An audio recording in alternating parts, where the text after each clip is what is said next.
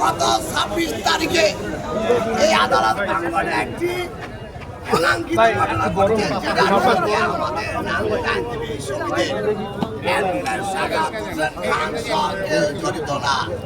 কিন্তু উনি আগামীতে নাঙ্গল 5 আসন থেকে উনি মনোনয়ন প্রত্যাশী আজকে মহানগর বিএনপিকে অ্যাডভোকেট সাখাওয়াত স্যারকে আজকে প্রস্তাবিত করার জন্য কোনো কালো হাতের ইশারা প্রশাসন যে মামলা নিয়েছে একটা ষড়যন্ত্র। আমরা অনতিবিলম্বে এ মামলা প্রত্যাহার চাই। যদি এই ঘটনার জন্য কোনো অনুচিত ঘটনা ঘটে তার জন্য প্রশাসনের দায়িত্ব।